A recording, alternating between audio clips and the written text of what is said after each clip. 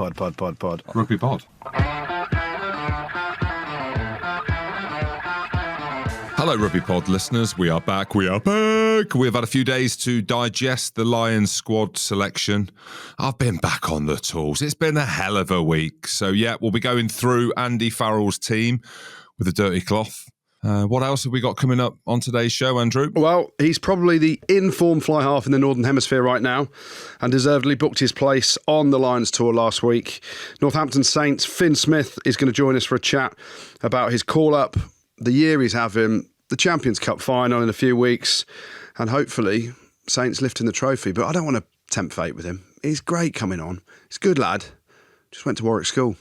Oh, he's posh. He's posh. But anyway, you know the drill. Settle back, enjoy. And many of you haven't yet subscribed on Spotify. So if you haven't, you know the drill. Subscribe on Spotify. Big Jim, back on the tools, eh? Any walkouts this week? Yes, no walkouts. Just walking in and walking on stage. Back on the tools, brother. Tell us about it. Good to know. Good to know you've managed to pull yourself out of your migraine and back on top form. Well, Andrew, you know, so that's why you're asking me, because you know I was very nervous about the weekend. I spoke at the GHA. I spoke loosely, handed out the awards, hosted the GHA, a team in Glasgow Southside event at the weekend. And as you know, I was very nervous because of what had happened 7 days prior to that. I had a migraine. Yeah, the confidence was shot. The humility was extremely high. The tail was so far between the legs that it was in my mouth, and I was worried. But my goodness, I don't want to say that I delivered because it was all about them, but I needed it because we've got a few big things coming up that we're going to announce just after this. But yeah, I'm back on the tools. I'm very happy, and a big shout out to GHA. And the week before, 7 days before, the humdinger will always be known as the Bridge North moment, which will never happen again. The Bridge North walk-off. Unless I get a migraine, then obviously it might happen again. But nice. I had a quiet weekend. A lot of golf. Played at some stunning golf courses in the sun. And family time. I had no work this weekend. It was quite pleasant. Very pleasant, very pleasant. So I think always 1 week on the show, there's always one hangman. So last week it was me. You know, generally, if you're hanging, like you're really hanging, because it takes a lot for you to be hanging. But this week, producer Rob, there's been a few drop balls along the way, and no one will know the back end. No one will know the back end of the Rugby pod, but our producer, Rob Rogan, is very fragile. He's had a weekend on the ton with the boys, and basically we were doing the running order in the week. I'm opening you up here, Rob. He thought Munster were playing China next week when he was putting it in ChatGPT to work out who's playing who. Rob, how are you, mate? You've had a humbler this weekend as well. Yeah, dusty, lads. Dusty. Tell us about it. Well, I've been tricked into buying a camper van as well. The missus has forced me to buy a camper van, basically. The sleeping because you've been booted out of the house, or what? Yeah, pretty much. Yeah. So I've spent all our savings. I'm dusty, and I got all the fixtures wrong. So no, let's go back. Let's go back to the camper van. Hang on. Right. So, fuck leaving the country and trying different things. You stay in England. You can get over to Ireland on a boat as well, and you've got a camper van. Is it an old one? Is it a new one? Like, what is it? Oh, like, is it 4 berth, 6 berth? Do you strap on a tent next to it? What is it? There's a strap-on involved, but not a tent, James. Yeah, it's one of those VW ones that you stick a tent on the side. It's quite smart, but it's old. There you go. Well, you got to put a sticker on it when it's just you and the missus saying, "If this van is rocking, don't come knocking." Ali G style. Honking the horn as you're driving past all the VWs. Oh, look at me. I'm confident, Andrew. I'm confident. And it should be. Should be. We've got a live show to announce as well, haven't we, Andrew? We certainly do. We are going up to an all-you-can-eat Chinese buffet, James. We're not. We're going to Northampton the week leading up to the Champions Cup final, and to celebrate the Saints getting there, we are hosting a Rugby Pod live show. There's going to be a fair bit of Champions Cup send-off for the boys up at Cinch Stadium, Franklin's Gardens, Thursday the 22nd of May. Doors open at 7 p.m, and we've invited some Saints legends along, like Stephen Myler, Jim Malander as well, and we're going to get a few of the current players on stage as well, hopefully. So it should be class. Tickets are limited, so if you'd like to come along, get your tickets now at ticketpass.org. Search for the Rugby Pod, and of course, a massive thank you to Premier Sports, who are sponsoring us as well and supporting the live shows. If you haven't already got a subscription, they're offering 50% off a 2-month subscription with the code TheRugbyPod in the UK. So if you wanted to watch the Champions Cup final with me on comms, use that code for a bit of decent discount. And if not... Andrew, you are on comms. I am on comms. Congratulations. Thank you. Well, if I get there, there's a couple of weeks to go yet, but... No, we'll get there. The Thursday night will be good, and we've got Finn Smith on the show, and we'll see if his parents want to come down from Scotland. They must live in Scotland, they're Scottish. But it'd be cool to get some of the families involved there as well. It's a celebration of not just English rugby, but Northampton Saints, a proper rugby club, and we're going to do a show from there. And look, Andrew, it splits Saracens and Leicester, Northampton, I'm a Northampton Saint. I was going to play for Northampton when I was younger. You're saying you're a Northampton Saint now just because you're going there? Well, just because it splits the two clubs I was at. Yeah, but just remember, you're a Saracen. Till I die. They ain't happy. No, I know, but hey, it doesn't matter. Northampton are happy. They're in the final, and rightly so. So it's going to be epic. 22nd of this month. So it's a few days away. Week on Thursday, James. Week on Thursday. There we go. Week on Thursday. Get your tickets. And get your drinking boots. There was lots of reaction over the weekend to Andy Farrell's Lions squad, but we've had a couple of days to digest now. What are your thoughts and feelings on this squad? Felt like a lifetime ago. So a lot's happened. We just let the dust settle. We just ride it out. Ride out the storm. Let's see what's happening. Let's see who's injured. Is that Owen Farrell coming back into the squad or not? What's happening? Look, for me, it was exciting. Goody, I don't know how you felt, but actually watching it, I was genuinely excited, which is good for me. I've been retired now for 7 years, was never a British and Irish Lion, should have been. But I think as a fan, for me, it just showed that there is a real appetite for the British and Irish Lions still. And you look at the things that were trending around it. Sky did a really good job. The national media interest, the interest in Australia. I did Stephen Donald Beaver's show down in New Zealand off the back of the announcement as well. So there's a global interest in this tour. And yeah, it was exciting. But nothing came out of it where I was like, oh my gosh, I was shocked. Yeah. 2:00 was the start time, right? So I'm on a golf day at the Grove in Watford. And, we're a few drinks deep and going around the course, sunny day. And I'm like, lads, 2 minutes to 2, we're going to find out who's in, who's not. It's going to be epic. And my only complaint is for half an hour, they're just talking absolute gibberish. I'm like, get on with it. Just get on with it. And obviously they announced Mara as captain. And then the squad comes out and all that stuff. And it was great. And it was, the fact that there was 2,000 fans there looked great as well. And as Jim said then, the interest and how much the Lions mean, not only to the players playing, of course it means everything, right? And, everyone wants to be a British and Irish Lion, and if you've got the chance as a player, but to the fans, it means a hell of a lot. And it was wicked to see 2,000 people there and the cheers. And ironically, the biggest cheer of anyone when they announced the squad was Henry Pollock, which was great to see as well. But the squad itself, and I tweeted about it straight away, wicked squad. Like, you couldn't have many complaints, and we're going to digest the who's in, the who's not in, and there's a few people that will be disappointed. But all in all, you look at that squad and you think, yeah, that's probably the best 38 players that you could put together. And there are caveats. He's left a couple of spots open. The interesting thing for me is, and I don't want to start on a negative, but I've just got to bring it up because that squad of 38, there's going to be about 15 more players added to it over the next few weeks for the Argentina game, because they play Argentina a week after, not even a week, 6 days after the URC final and the Premiership final, which are both on the Saturday before. And so a 6-day turnaround. There's going to be a training camp in Portugal prior to the Argentina game as well.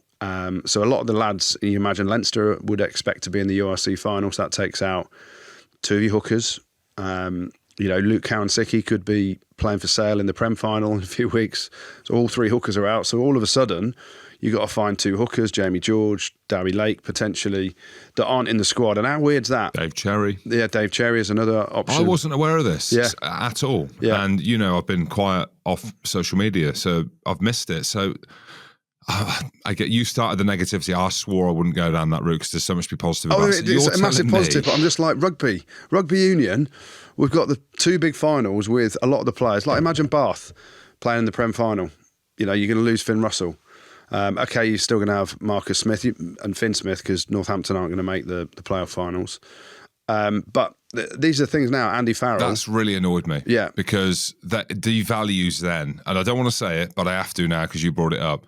That just devalues what the Lions is, because we've had this big lead up to it. And if it's right in which you're saying, which it is right in what you are saying, and a lot of them players won't be able to play, then there's going to be lads being drafted in just because the scheduling's wrong. Yeah. And that's rugby union at the minute, isn't it?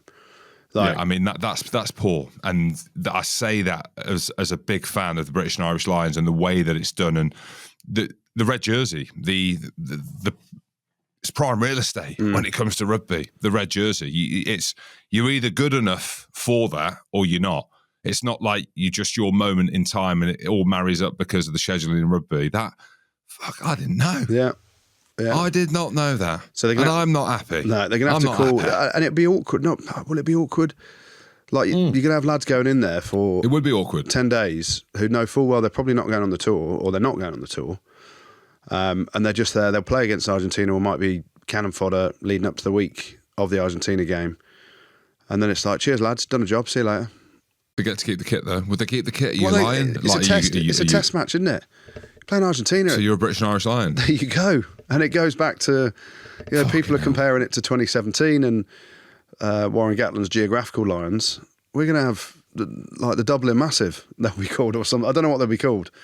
But I mean, that is a negative around planning and logistics and everything that's going to go on with it. And ultimately you start talking about, could they have pushed the game against Argentina back a week or whatever? That's the knock-on effect then of the tour. And it's just rugby union, how it's run, right? And whoever's making these decisions. And you're an advocate, Jim, no 6-day turnarounds. You can't say to the lads, there you go, Leinster against, who are Leinster going to be playing in the URC final? You'd expect a Bulls or a Glasgow potentially, or maybe Stormers or even Sharks. And I'm not writing off the other teams before anyone comes at me. In the Prem, so all those Leinster boys, you'd expect, you've got, how many Leinster boys you got? 12? Well, my mate was calling it the Irish Lions. Yeah. So none of them are going to be involved. And you can't expect them to play the URC final one week and then British and Irish Lions against Argentina 6 days later, can you really? And in the Premiership, you're going to have Finn Russell, Will Stewart potentially, Ollie Chesham potentially if Leicester get there. There's going to be quite a few missing. If it's Sale, you're missing Karen Sickie, you're missing Curry. The list goes on and on and on. And that's the beauty of how the leagues are set up at the minute with so many ifs, buts and maybes. But Andy Farrell, there he is. He's got his 38 players. And now he's thinking he's got to work out the permutations of who ain't going to be there to start off with, lads. So you could be rocking up in Portugal for your pre sort of Argentina test camp with about 6 players left, lads. Come on, anyone else? Jim, maybe you'll get the shout. Well, if that's the case, that would be a positive. I can't say it myself, a bit stiff at the minute, but I'm keen.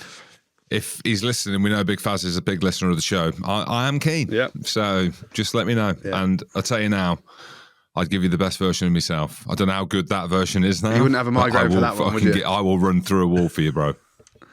So that aside then, what were your thoughts on that 38-man squad then? Was there any surprises in there? Anyone who you were, gutted that didn't make the team? I'm the same with Goody to the degree of which I think he got it right. I think the balance of the squad, informed players. The one thing that I didn't really like was that he didn't do something ridiculous like pick like an uncapped or give us something or someone else that no one was talking about. But that's Andy Farrell, right? He's doing his job properly when he picks his squad. There's no token gesture. And there's a few funny anecdotes around it and humorous moments, I should say. The Matt Canson one, which in Scotland people are pissed off that Darcy Graham's not going. I imagine it would have been, I think it might have even been a toss-up between him and Duhan van der Merwe, because Matt Canson, albeit injured at the minute, he's a world-class talent. Like, he is phenomenal. And we know that Andy Farrell, not just because Max got a tattoo of Andy Farrell's head on his leg, but we know that Andy Farrell's a big fan of Matt Canson. Gets you fucking picked, doesn't it? Well, I never. I should have got Vern on the arse cheeks and I would have went to the World Cup. But that's the one in Scotland specifically that a lot of people are stopping me in the street and talking about that. Elliot Daly's an interesting one as well. And I chatting to the Sarries team, I had a feeling that Elliott might go, depending on what they did, maybe with a Marcus Smith or an Owen Farrell. Obviously, Marcus Smith's in, and we can talk about that as well. But bringing someone in that's been there and done it. And a lot of these games, these test matches we've seen come down to big kicks. And Elliott Daly, as we know, is a big kicker, and he's been there and he's done it. He's not going to set the world on fire, but he's got the ability in big games, as we saw for England against when he scored the wonder try, Andrew. France. Against France on the biggest stage, that he can still do it. And some people will be like, that's a big call ahead of, I don't know, I'm thinking of a utility player, Tom Jordan, for example. So, but there was none in there where I was like, oh my God, I can't believe he's done that. So, yeah, there's a few other ones like Sam Prendergast. In a way, I thought he still might have picked him. The Marcus Smith one for me, whether or not he was going to go with a Marcus Smith or like an Owen Farrell or a Sam Prendergast. Caelan Doris is the big one as well. Like, a lot of people didn't understand. It's come to light now that it's a 4 to 6 month injury, so it seems like he's had a full reconstruction of the shoulder, which, you know, is very sad. You know, I think he'd have still been captain had he been fit. Obviously, the fact that Marrow didn't find out till Tuesday, they were trying to get the prognosis of Caelan's injury and how bad it was. And, you know, ultimately Marrow's captain, and it looked great and feels good, and obviously the right man when you look at the squad to be captain. But you just feel so gutted for Caelan Doris. You know, he's been in the box seat as captain for the last sort of couple of years, probably. His performances on the field, you know, the standout number 8. And you just feel the pain, right? Because who knows what's going to happen in 4 years' time. You know, you live in the here and now, don't you? And, you know, it must be gut-wrenching for him and his family, knowing that he was on the cusp of probably having the armband and leading that squad. What an immensely, you know, very few captains have done that, right? So what an immensely proud moment that would have been for him. But, yeah, you just feel desperately sorry for him, and, you know, look forward to seeing him back next year. But of all the others that missed out, Darcy Graham, you mentioned, Jim, could feel really unlucky as well. The Willis boys, I think, could feel unlucky. You know, I know Jack Willis, and there's a few spots still open around what happens with certain players, and, you know, everyone's obviously talking about Owen Farrell being one of them. Well, those two spots. What do you think he means with that specifically? I mean, because there are rumours, aren't there, that if Owen Farrell gets fit, his son, that he could go. And I think when you listen to some of the questions around that, but specifically, what do you think? Because for me, that's never really been asked before. And if he's saying there's a couple of spots open for lads that are injured, well, that doesn't mean a Jack Willis, does it? Because he's fit, for example. And he's actually picked lads that are injured, like Blair Kinghorn and Mac Hansen. Yeah. So if they're... Yeah, and Sione Tuipulotu's not played since January, probably. I don't know, maybe it's lost in translation of, you know, maybe some words were said around players to prove their form. But I think he said form and fitness. So it could be, you know, what we spoke about earlier with all these players having to come into the squad for the Argentina game because of the finals the week before and the lack of prep time for that. Maybe it's just whoever goes there and gets involved in that and does well, there's 2 spots. Yeah, there's something deeper in that, I think. I feel like... what he's doing, he's been very clever, I think, in leaving the door open, and you can look into it and digest it and, you know, come out with whatever answer you want. He's basically just saying there might be a couple more spots. We might use them, we might not. And anyone can have them. You know, put your hand up, anyone can have them. So it keeps boys on their toes that could chuck the towel in because they haven't made it. If, you know, their season at their club isn't, you know, going to go anywhere in terms of knockout rugby, but also it allows potentially his son to be picked. And Owen Farrell didn't play this weekend for Racing. I presume he's still recovering from, you know, the concussion he got the week before. It leaves it open for him. It leaves it open potentially for a Courtney Laws. It leaves it open for loads of different players. You know, Dave Ribbons, although he's picked 6 second rows, you just don't know. But what it does is it leaves the door open for a lot of people to still think there's an opportunity, which is actually what you want. So, you know, you go back to the tours. I go back to 2005 when I was on standby, and for Clive Woodward's tour to New Zealand, which was a shambles where he split the squad in 2. Same thing 4 years later, I was on standby in 2009 when they went to South Africa. And I was on tour with England to Argentina that summer. And obviously you want to be a lion, but you also keep an eye on injuries. So you've got to stay fit, motivated. Not that I could stay fit, but you know what I mean? All these lads have got to stay fit, train, want to go on the Scotland tour or the England tour or the Wales tour, because if you don't, if you pull yourself out of that tour and then someone goes down a couple of weeks later and you were next cab off the rank, you can't all of a sudden say, well, yeah, I'm all right again now, or I'm keen for that. So it's probably to keep people on their toes. But there are, we can all read into it however we want. And the obvious one is potentially his son, Owen, and, if he feels it right, as we've said on there before, Faz will do what Faz thinks is right for the British and Irish Lions to beat Australia in the series. And if that's taking his son at some point, then, I ain't going to argue with him. Are you? No. Do you think that Leinster Saints game cost Prendergast his spot on the tour then? Because, pre that game, Six Nations time, there were people talking about him starting the test and being the starting test 10, and now he hasn't even made the squad. So I think it's purely down to that game. I think so. Oh, do you, James? I don't know so. I'm guessing. Rob's asked the question, and if I was to answer it honestly, I'd say honestly yes, because, well, when you look at the squad, right, it's between Sam Prendergast and Marcus Smith, right? But he said that Prendergast wasn't competing with Marcus Smith. Because Marcus Smith is covering... That, did he? Yeah, Marcus Smith is covering 10 and 15, and... he said he's a 10-15, 15-10. So he's basically said my two fly-halves are Finn Russell and Finn Smith, and then Marcus Smith is a 10-15 that covers all eventualities. Because look at, let's be honest, Blair Kinghorn is probably the favourite, but he's out injured at the minute. Like, he's got quite a relatively serious injury that he'll be fit for the tour, but he won't play for 6-7 weeks or something. Well, if that's the case, then yes. Or no, I'm not surprised if that's the case, because if he's going to pick two 10s, the standout one has been Finn Smith, and Finn Russell's Finn Russell, right? And that's it. But it's how you're going to play and the makeup of that. If you're only taking the two 10s and then, obviously three in Marcus, and Marcus can play across the back line at 15 as well. Yeah. I mean, when I started to break it down, because I again, just because the way that my mind works, but I'm thinking, well, how are they going to play? They're not taking Darcy Graham because he's too loose. So they're going to play more of a structured game. Then if they're going to do that, then why is a Freddie Stewart not going with his aerial ability? And I know Joseph Suaili got a bad injury at the weekend. Hopefully he's okay. But that aerial contest with that, yeah. So it's, yeah. I was trying to dissect it in that way. No Ben White. He wasn't in there. A lot of Scots would have been like, how, why?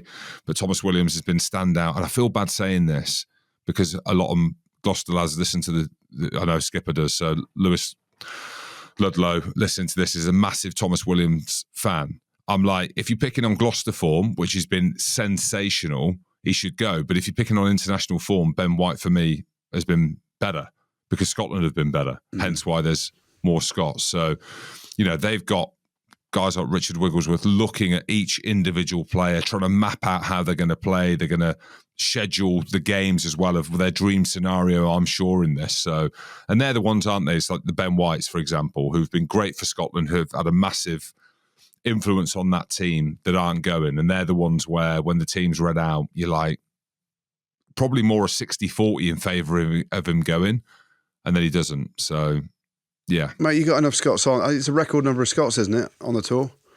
There you go. There you go. Scott Cummins, big shout out to him. Yeah. 4 years ago, I was banging the drum for him to go. I think he picked up a bad injury, but, if he can get back to that level of 4 years ago, and I know it's a long time ago and he's had his fair share of injuries, he's a great athlete, really, really good player. I feel for Grant Gilchrist as well because I'm a big fan of him. I think he's been a standout player. Fucking hell, can he hit a man?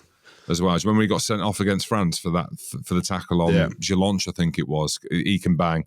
I'm not condoning big shots and no, but on that statement around second rows, one thing that a few people have said, we haven't mentioned it yet, James Ryan, very lucky to go in terms of form, fitness, and I know ability. He has been excellent, but when was the last time you could say James Ryan was playing at the top of his game? But that's more of a reputational pick, I think. So when you mention... Well, do you remember he didn't go last time? Yeah. Yeah, a lot of people will say James Ryan is slightly lucky, and there's been a bit of uproar about a few of the Irish lads getting in there. Like Matt Hansen, James Ryan, in terms of, they're injured or they've not played that much or that well recently, and they're picked over a Darcy Graham or, another second row like a Grant Gilchrist or something like that. But, as we've said before on here a few weeks back, Faz will pick characters that he knows and understands well, which does give the Irish boys a bit of a leg up. But also, you can talk about Kelleher and Jamie George, for example. Kelleher's going as Ireland's number 2 hooker. And I know Jamie George got relegated to the bench a little bit and chopped and changed a bit with Luke Cowan-Sickie. How good's Luke Cowan-Sickie been the ridiculous. last few weeks? I mean, never a legal tackle in his life, but he doesn't get pinged for it, so they're all legal.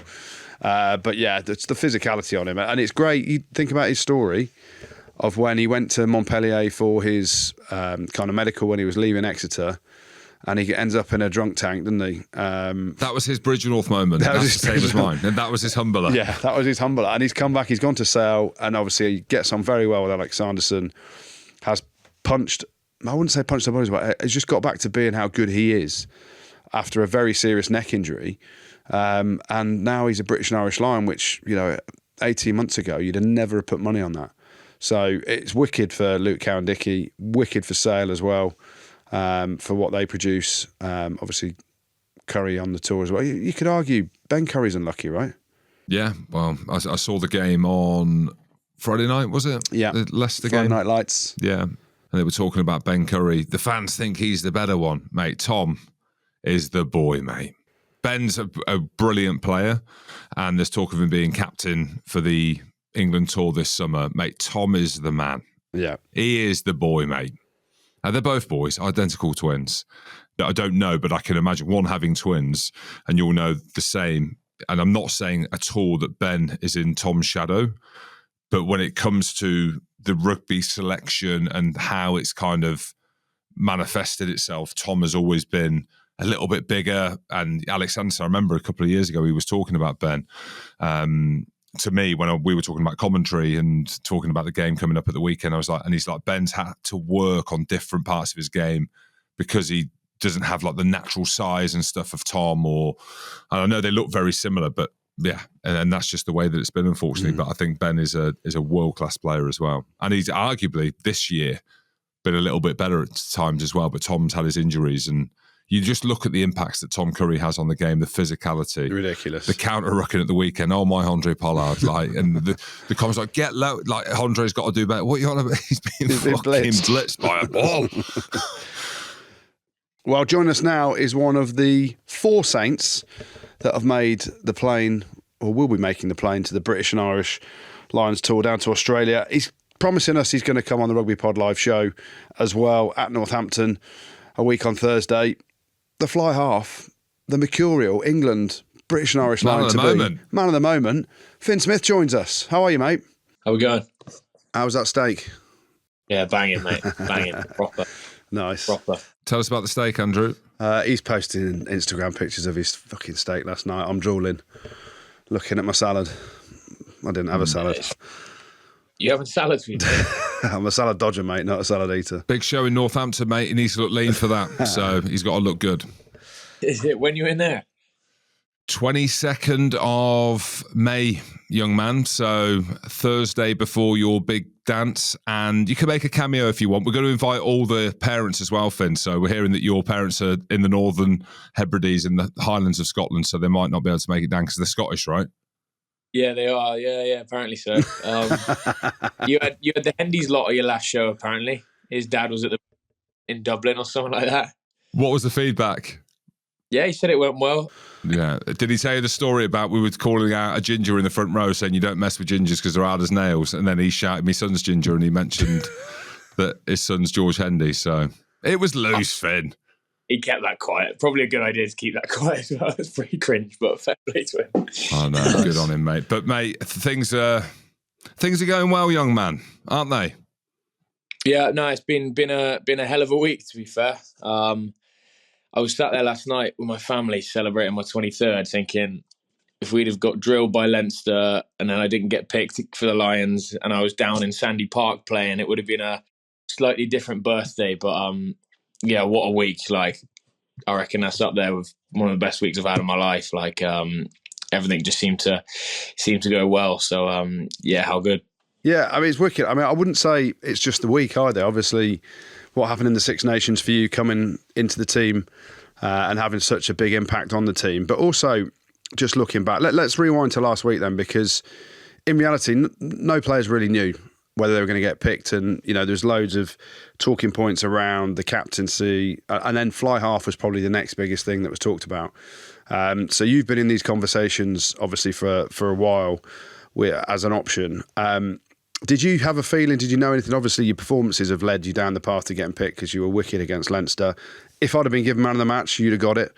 Not Freeman for his 3 easy tries. But talk to me about like the build-up, because for 3 days leading into it, you know, the nerves must be growing, and, you know, you're sat there. Are you sat there with the lads with no inkling whatsoever of whether you're in or out? Yeah, literally, no one's got a clue, which is why, like, it was a bit like, I'm not sure this is a good idea doing this bigger get together in case it goes to pot. But yeah, literally, no one had a clue. But it's funny just seeing like the different characters. Like, I'm sat there bricking it. I think Mitch and Freema are pretty sure they're in. Pollock sat at the front playing Candy Crush on his phone, checking to see when his name's coming up. He's a but child. not really giving a shit. And like it was a mad few days. But like you say, yeah, no one had a clue. I obviously thought Finn Russell was pretty much guaranteed from a tens point of view, and then there's been sort of 5 or 6 names sort of thrown around for the other 2 spots. So yeah, delighted when I was one of them for sure. Yeah, we saw the rounds on social media. I think it's really not important because it's your personal lives, right? But I think it's really cool to see, and the fans just get an understanding, especially with an old heritage of the British and Irish Lions, but you've got a 22 back then, 23-year-old young man like yourself, and actually just how much it means. And I think it's so cool that you've put yourselves out there, because, you know, the video's on you. I know it probably doesn't go live if you're not in, but you're there with your teammates. I've been there before. I remember in 2017 where I definitely weren't going, and the backbone of the Lions was the Saracens team. And I don't know if anyone was filming me, but when it went past my name, I was gutted. I'll be honest. I was definitely not going. But like, that's the thing, Finn, isn't it? I think, do you know how big the Lions is, or is it kind of, have you grown to know how big it is when you're now an international? Because I know your parents are big into rugby as well, but like, how much has it been a thing for you growing up? Oh, 100%. It's the pinnacle. I've always thought that. My granddad was a Lion, so like since I can remember, I've always sort of thought that it's everything you can do as a rugby player is all sort of leading towards a Lions tour. And then I remember sort of growing up, I watched the sort of first one I can remember is watching the one in Australia last time around, the 3rd test, when all that chaos was going on. George North's picking up boys and Falau's carving up and all of that stuff. And then watching the other ones from there, like it really is the pinnacle. And that's what gets me most excited, like the thought of all these fans in red shirts filling out arenas in Australia and stuff like that. Like that's going to be special to be involved in. That's cool. I've just had a moment there, Jim. You know, when he started talking about Australia, and I was like, oh, it must be 2001. And he's like, no, 2013. He mentions, that's how young Finn Smith is.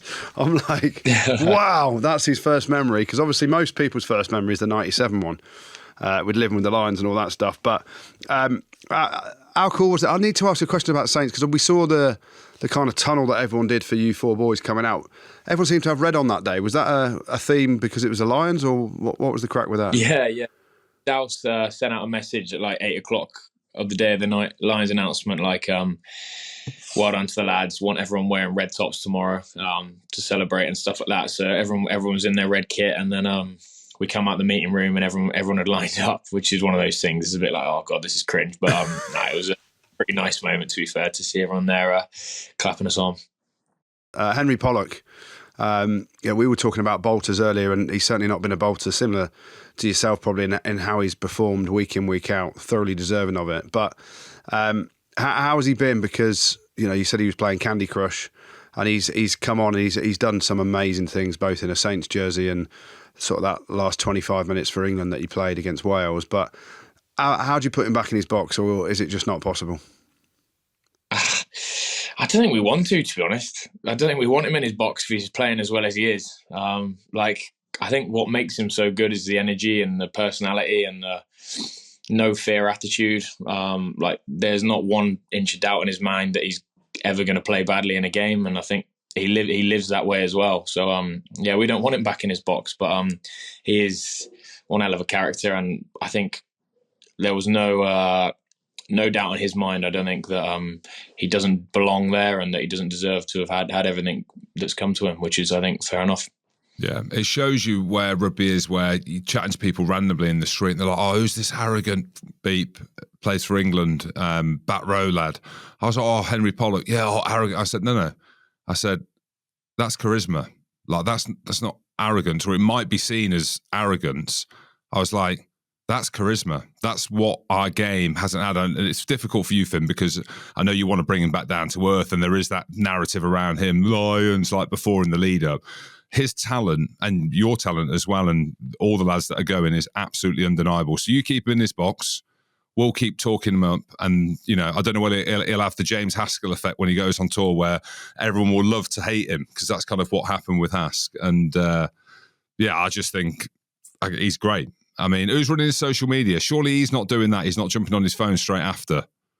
I don't know. I think he does it all himself. But I'm completely with you in terms of growing the game. You look at all the sports across the world, like Anthony Edwards in basketball is a hell of a character. He's doing great things then. Like Lamine Yamal at the moment in football, Luke Littler in darts. Like all these young guys with a bit of personality about them have pushed the game miles forward from where it was. So hopefully Henry's doing that for all of us as well. Yeah, I love that. We had a debate last week, right? And we're coming sort of a week and a bit after your amazing victory over in Dublin against Leinster in the semi-final.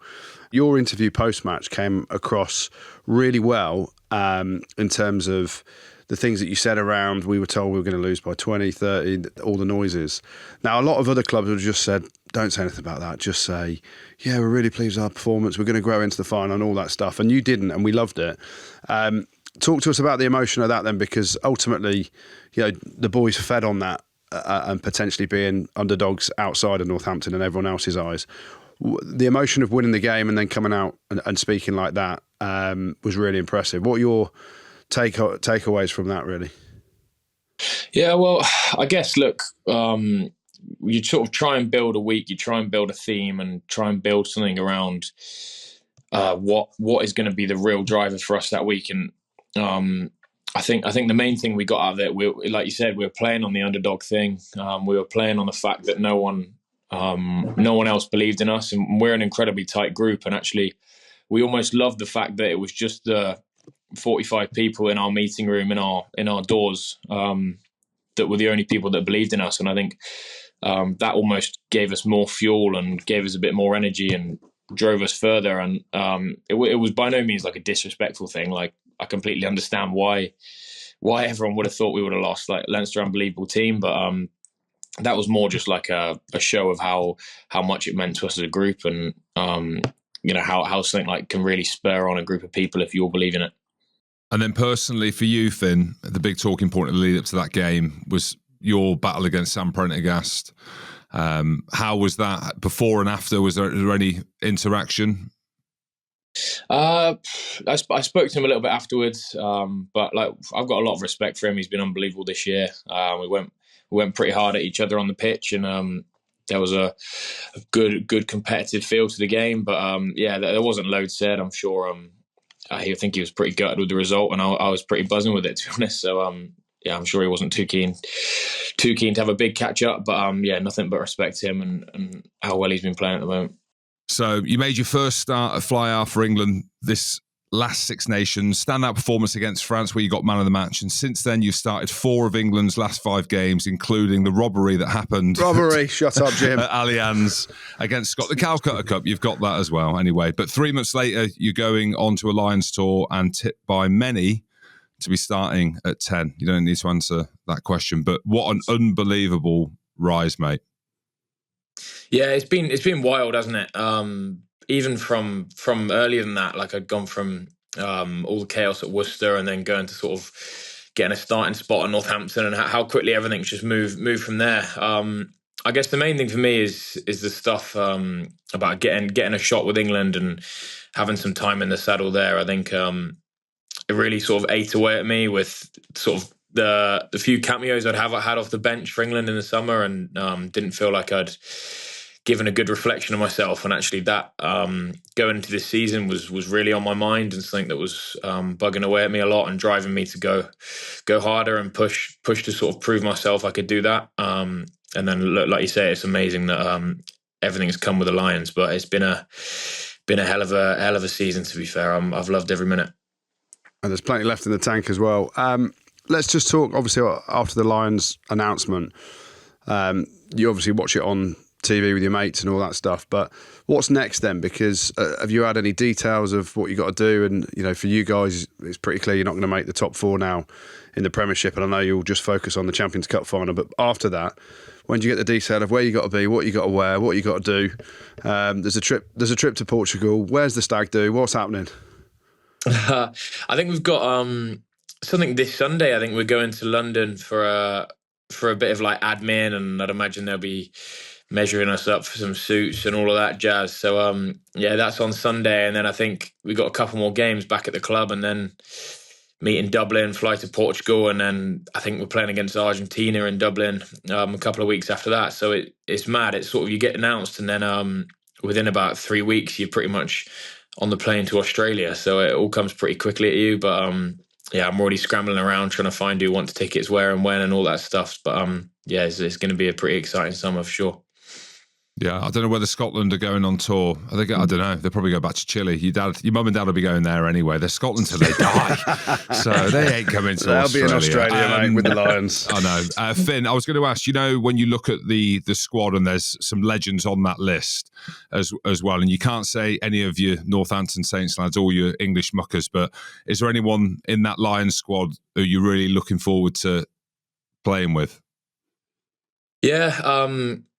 I think it's going to be cool training with guys like Sione Tuipulotu. Like, I watch him play, and he just looks like a hell of a classy operator. Like, big, good ball carrier, organises attack unbelievably well. Can run, kick, pass, all of that stuff. So it's going to be great to train with him. And then I think just the other 10s. Like, obviously I know Marcus really well, but training alongside Finn is going to be mega, and picking Johnny Sexton's brain as well is going to be pretty cool. So I've got a few guys there with unbelievable talent and experience to really sort of ask questions of and learn as much as I can from. Finn, I just wanted to finish with this, mate. Northampton, proper rugby club, English rugby club, centre of the country, as central as you get if it's not Coventry. Won the Premiership last year. You're in the Champions Cup final. What does it mean to the town? Oh, it's mad. I probably hadn't appreciated like the impact the rugby has on the town until we won the Prem last year. And I'm not sure you saw the footage of like the bus tour and all of that stuff, but like it really had. You really felt the energy in the town. People running around, smiling, like always coming up to you in the shops and stuff like that, saying, "Oh, good luck, well done," like all of that stuff, and it has a huge impact on the place. So yeah, if we could get one more over the line, the European Cup is the pinnacle, isn't it? So yeah, I'm sure it would give the town an enormous lift again and give our fans something to cheer about, which is great. Yeah, wicked, mate. That's amazing. I'm going to wish you all the best for the Champions Cup final. Hopefully we might see you at the live show in Northampton on a Thursday night if you fancy a few loose beers. He's going to make a cameo. Yeah, a few loose beers. The lads, I'm sure the lads will be all over it. We'll make sure the zero's present. My parents will be there if not. My parents will be there for sure. We'll get your dad on stage in his Scotland shirt. That'll make Jim happy. But yeah, mate, wishing you all the best for the next few weeks, and then obviously on to the Lions. You've had a rock star year, and hopefully there's plenty more chapters to write over the next couple of months for you, and you know, a couple of trophies to try and win, one for Saints and one for the British and Irish Lions. All good, lads. Thank you very much. Cool. Good to have good to chat, lads. Thanks for having me on. Cheers, Finn. Yeah, legend, Thanks, Finn. bud. Cheers, Finn. Nice one. Top lad. Yeah, he is. Yeah, what a year. Like when you asked him that question about what he's achieved and where he's got to, but it doesn't even seem, it just seems normal. Like he's answered every question, he's performed in every game he's played. But when you put it into context of what he's done, it has been a meteoric rise, right? But it just looks so natural, and he's taking it all in his stride. Some lads are built for it, aren't they? And at the young, tender age of just turning 23, He's clearly built for it. He is. And you saw that if there was any question marks, just look at the semi-final. On the highest stage, underdogs. Yeah. No one thought they could do that, and he controlled it. He was in the middle of it. So says it all. And like you said at the end there's still a couple of big chapters to write, but if they're not written for whatever reason this year, mate, he is a superstar and he's going to be a megastar of the game. So yeah, really cool. And he's Scottish. So he's just English. down tools Shut for up, England. James. He's Nah, down English. tools for England 5 years. Okay, it'd be worth it. All right?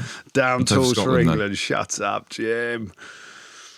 Right, Andrew, we're going to do a quick roundup of, we're going to call it the club game this week. So much has happened, but we'll start with the URC, and it's the race for 8. So top 8, the knockouts, and hashtag always clinging on for dear life. Big win away at Connacht at the weekend, but it is tight between 10th and 5th in the table. But as we know, with the way that rugby is between the Champions Cup and the internationals and all this, there's a real focus now on the business end of the season, especially in the URC, Andrew.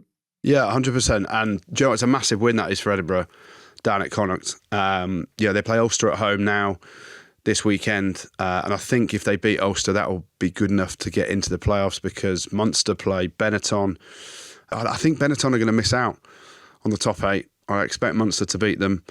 Munster have moved the game to Cork, which is going to be Peter O'Mahony, his last ever home game. And it's not home because he scored with his last touch for Munster at Thomond Park, which is the real home of Munster rugby. But the game's in Cork, and I expect Munster to win that. So race for 8. I think the biggest shout out this week has to go to the Scarlets, James. I know they only beat the Lions, but it's their first ever victory on South African soil. And you talk about the Lions and players missing out. Blair Murray scores 2, and he was sort of talked about, wasn't he, as a potential for the Lions. It's a big victory for the Scarlets. But then, actually, you look in the URC, and a lot of people, unless you go delving into what happens in the URC, and you'll know this, Jim, because you've done a fair bit on it and you played in it and you understand the competition, but it's actually quite hard for Connacht and Ulster and Munster to a degree, because it's 18 league games, isn't it? But then you play home and away all the teams in your geographical group. So you've got an Irish group, you've got a Scottish and Italian group. So the Scottish teams, they get to play the Italian teams home and away. It's called the Shield, Andrew. The Shields, yes. The Shield within the Shield of the Sword and Steve on the Stone. I can't even work it out. Exactly. But then the Welsh teams, poor fuckers, they've got to play the South Africans home and away. Yeah. So, Leinster top of the log, they'll get home advantage now all the way through. Glasgow slipped up, James. A bit of a slip up for Glasgow. Losing to Benetton and getting humperdinked a little bit by Benetton as well. But the race for 8, I'm going to go back over our podcast and see what we predicted earlier in the season. You predicted Cardiff. You predicted the wrong Welsh team, James, because Scarlets are going to be in there like swimwear after beating the Lions at the weekend over in Joburg.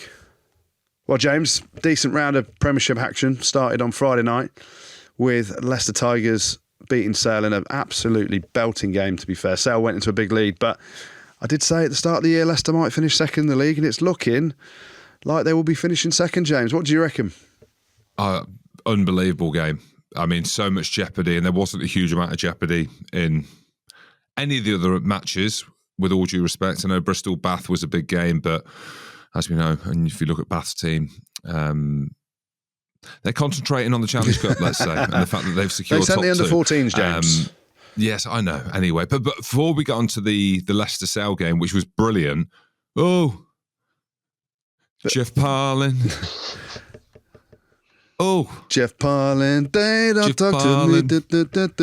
He's Jeff in. Another yeah. Australian/Englishman. They're loving the Aussies at Leicester at the minute.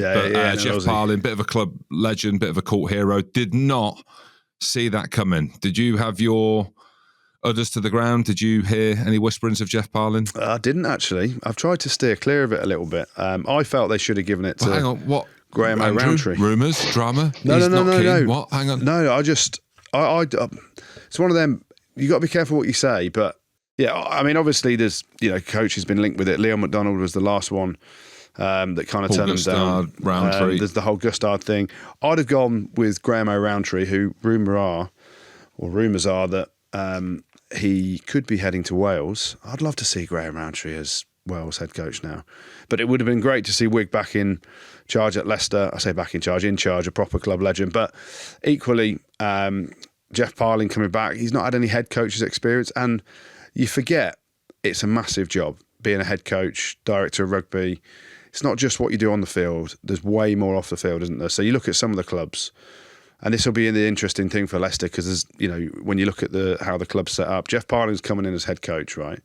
So you've got to be across recruitment, you've got to be across development, you've got to be across the academy system, what players are coming through.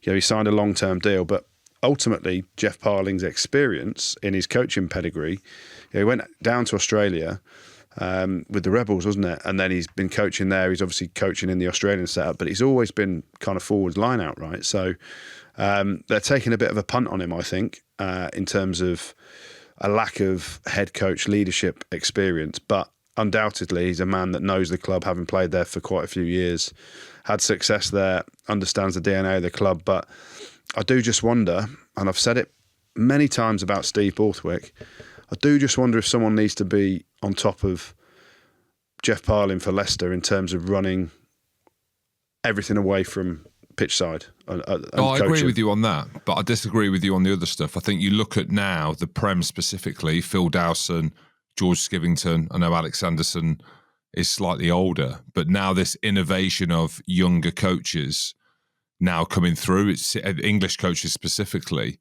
seems to be working. So I know that what you're saying around the dynamics of contracting and all that, but I don't imagine Jeff will be doing that. But but then who's doing it? Because Rugby IQ there, I always ask the question: who's at Leicester that's got? Leicester have got a lot of work to do on and off the pitch. Yeah, definitely. That's got rugby intelligence 100%. Above Jeff Parling, right? I know Richard Wilkes does the contracts and stuff like that, but you've got to have your coach making decisions on who he wants to sign, what direction he wants the club to go in, how they want to play, what the strengths are, what players to go out and look for that reason. And it's a big job. Being head coach it's not just rocking up, preparing a team. There's so much more to it. And you speak to anyone that's done the gig, you need a lot of help around you. So I think it's great that Jeff's a man of history at the club and gets the club and the DNA and all that stuff. But, I suppose first thing on the shopping list is fly half, right? Because Andre Pollard, talking about the Leicester Sale game on Friday night, he was absolutely wicked in terms of running the game and his understanding game management, a lot of the kicking from territory and, putting them in the right positions. And obviously he's off, so who's your 10? Fun fact, lads. Do you know where Jeff Parling's from? Oh, he's up north. Jeff Parling. Up north, yeah. Northerner. Oh, well, he was at Newcastle. I know that. Before that. Don't say it. Yeah, the mighty Stockton RFC. His dad actually taught me at school as well. Oh, my God. His dad taught you at school? Parling. What's his dad's name? Jeff Senior. Mr. Jeff Parling. Senior. They couldn't even think of another name. Oh, mate, no. That's what they do. I mean, seeing the state you, Rob, he must have been a shit teacher, seeing how you came out. I'm joking. Mr. Parling. Mr. Parling Senior, Jeff Parling Senior. Legend. He used to let me out of detention if I said I had rugby training. Absolute legend. Whoa. Jeff Parling Senior. But Andrew, so just quickly on that game, Leicester's bogey team is Sale, so you knew they were going to be razor sharp and focused. And I remember watching Sale a couple of weeks ago against Saris. They were unbelievable. Started the game incredibly well, but Leicester, they're making a run for it, aren't they? A proper run to try and get that home semi. Yeah, Radwan and Ollie Hassel-Collins were wicked on the wings. Radwan, man. Proper wheels. Hassel-Collins, I'd like to see those two go on the England tour to Argentina in the summer, but... a good win for Leicester. Bit of grunt. Ollie Chesham hard as you like as well. He loves a bit of the physical, doesn't he? And good to see a big performance from him after being named in the Lions squad the day before. So, big shout out to the Leicester boys. Bristol Bath. Well, Bristol first team. Oh my Bill Matter just ending people, emptying people and hurting rib cages. Is he out of contract or not? I'm sure he signed a long-term deal. Oh, he signed a long-term deal. But can you imagine being on the end of that? He's just picking on little lads, isn't he? Bless him. But...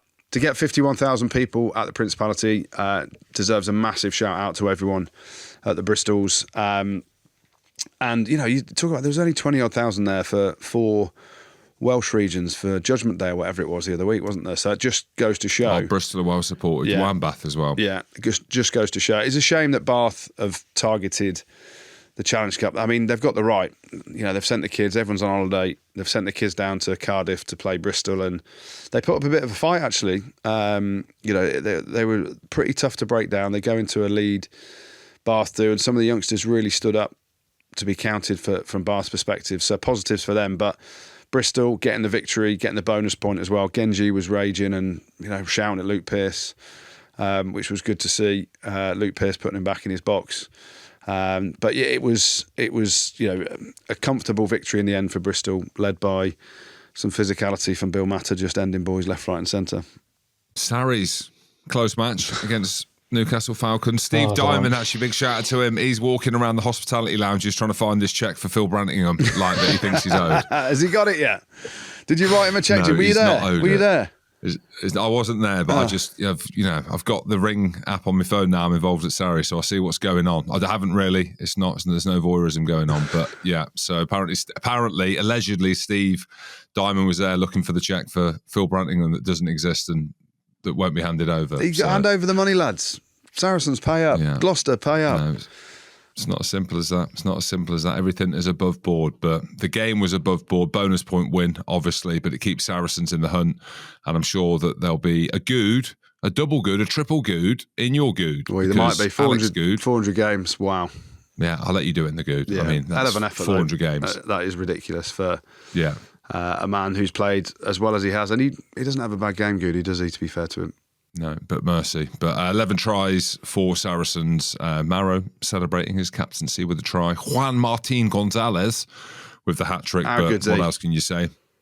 Oh, ridiculous. He's actually, I thought he'd be bigger, being an Argie, but he's not Argentinian, but he's got an Argentinian soul, Latino warrior. But yeah, that keeps Sarries in the hunt for playoff, which got Northampton away this week, and then Bath, hopefully the fourth team the week after. Yeah, Quins had their big summer kickoff or kickoff for the summer or summer kicks it. Who knows what it was. At Allianz Stadium, 38-19 win over Gloucester. Gloucester didn't turn up at all. And when you're right in the playoff mix, if you're a Gloucester fan, you'd be pretty peeved with that performance. But I still think Gloucester might sneak into the top four. Caden Murley got a hat-trick. Marcus Smith back fit and firing. One thing to mention from the weekend, though, is never stick your tongue out as you're going over the try line without putting the ball down, Tyrone me old green. Did you see it? Poor bloke. I felt for him a little bit. He's a hell of a finish. He's beaten a few and he's bumped a couple and he's jogging around to the post, tongue hanging out, celebrating kind of thing. Goes to put it down, drops it. Freddie Burns style. Do you know what freaks me out even more with that? And I remember this lad's name still to this day. Yep. So a lad used to run with his tongue out at school, and I didn't play at school because I had hush puppies. I couldn't afford any boots. The trauma. I'm all right though because I've had a hell of a week, so I'm not down. So I'm not down on trauma. Anyway, Ricky Hudson bit his tongue off. I remember you said this before. Yeah. So he used to run with his tongue out like that and bit the end of his tongue. So when I see that and I see Tyrone Green, I'm like, please just put your tongue in your mouth, otherwise your tongue's going to fall off. And he got his stitch back on, and he could do funny things with it. I'll tell you that. But yeah, put your tongue in your mouth, Ricky. I don't know where we're going with that. Sorry, just mix up a bit. Good stuff. And then Sunday, there was just a cruisy win. Exeter played Northampton, the third team as well. And although Rob Baxter wasn't our pair, they got their victory, but he gave them a 10-minute bollocking after the game because it wasn't good enough. So changes are afoot at Exeter. We've seen coaches leave over the last couple of weeks. They made some good signings for next year, but a lot of work to do. Brown Bampo scores again, but Exeter got the win in a game that meant nothing. Oh, it means everything. It means everything to us because we love our rugby. But Andrew, we're going to wrap things up with the good, the bad and the ugly of rugby. Hit me! We certainly are. Peter O'Mahony gets the first shout in the good, and Munster. He scored with his last ever touch at Thomond Park. He'll get another game this weekend at the Cork Stadium, which I think is called Virgin Atlantic Park. Maybe something else. It's got Virgin in there somewhere. Such a weird name. Yeah, but Peter O'Mahony is a big play for him to get a try with his last touch. So massive shout out to him. Benetton get a shout in the good. They smashed Glasgow 33 points to 7 in the URC. Edinburgh, they get a shout in the good.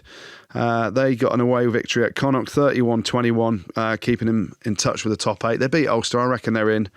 So that was a mega win for the Edinburgh boys. Leicester Tigers get a shout in the good for finally announcing a head coach for next season in Jeff Parling. They don't talk to me like you, Jeff Parling. They don't talk to me. I couldn't think of the first few. They couldn't Jeff talk Parling. to me. So big shout out to Leicester for that, but also their mega comeback win over Sale on Friday night up at Mattioli Woods, Welford Road. Putting them in second place and making it look like they're going to get home semi-final now as well. So well done to everyone at Leicester. On that game, though, in a losing team, I need to give a massive shout out to Rob Dupree, who played his 71st Premiership game on the spin. A ongoing record that he is getting bigger and bigger, obviously, every time he plays. 71 Prem games on the spin without being injured, playing in every game, starting every game, which is, you talk about value for money. As Jim said many times, go and sign South Africans, because that's what Rob Dupree is shown for sale. Huge value for money. Give the bloke a pay rise. I'll tell you now, his brother's going to be a big loss. Yeah. Jean-Luc Dupree in the back row. Yeah. Didn't know he was moving on. Where's he going? I think they're both going, aren't they? I think the two big unit forwards are. Is it Bordeaux? Have I read somewhere? No doubt. Chase the coin, boys. But anyway, big shout out to Rob Dupree. Bristol's get a shout in the good this week for getting 51,000 fans to Cardiff to play at the Principality Stadium. So good on Bristol's for that and getting the victory as well.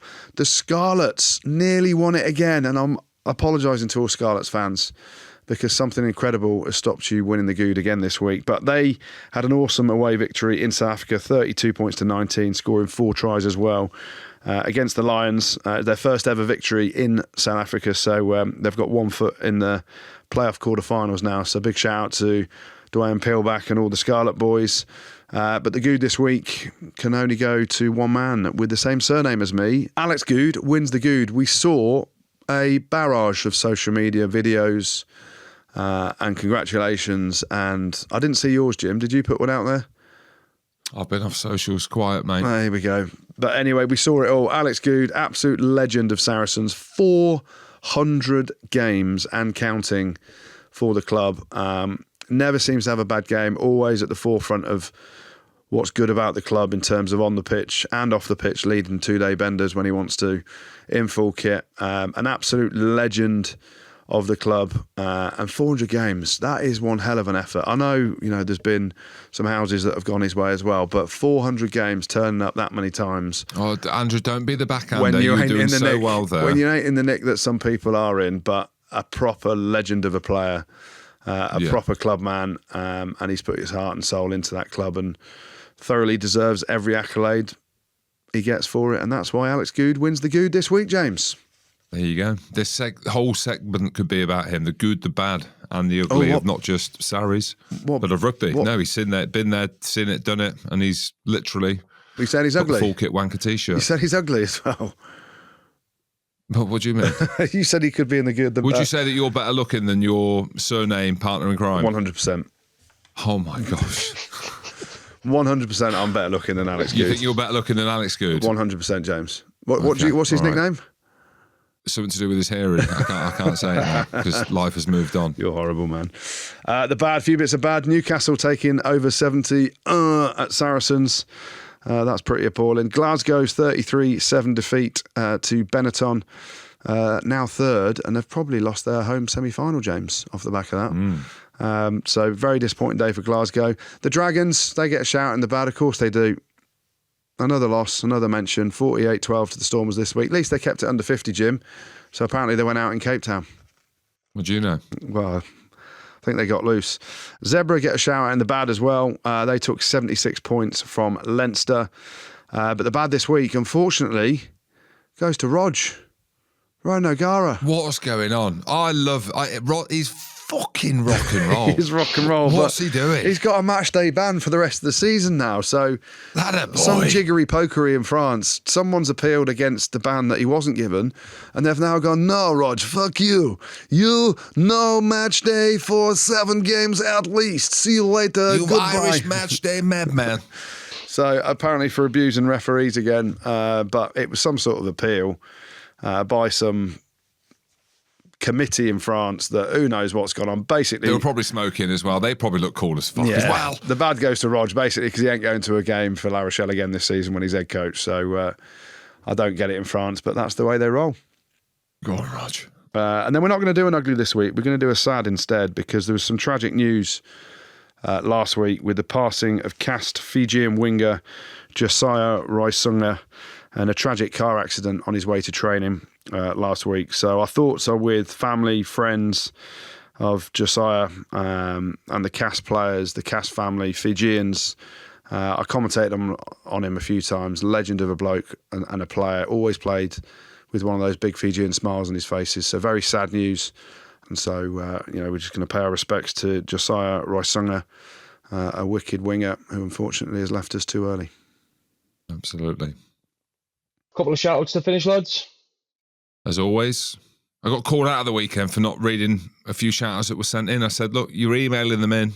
Rob Rogan goes through them. They don't all make it. Some are put on the cutting room floor, but these ones aren't, Andrew. Yeah, big shout out to everyone involved in the Sevens tournament at Furwood, Waterloo. It's being hosted in honour of their friend and player, Iago, who passed away a couple of weeks ago. So go well, everyone. Absolutely. Got a good one here because I was there at the weekend to GHA, who've had an undefeated season this year. Scottish Cup winners and promotion back to the Premiership. The youth rugby there's flying as well. And they all came to the live show in Glasgow as well. So, Andrew, a few stories about you knocking about. What? Knocking about. Mate, I keep it. I've just, you've got that photo of me naked, right? Okay, that you were doing the rounds with. You've got nothing on wedding. me, Hamilton. I will show the willy when everyone wants to see it. Okay, well, let's go. Just keep the willy under wraps, mate, because I have got the silly billy under wraps. Shout out as well to Middleburg Primary School first team. And all their coaches. They played 17 games, won 17 games, top stats. But hopefully the primary school kids are not listening to this podcast because you're too young, but your parents might be.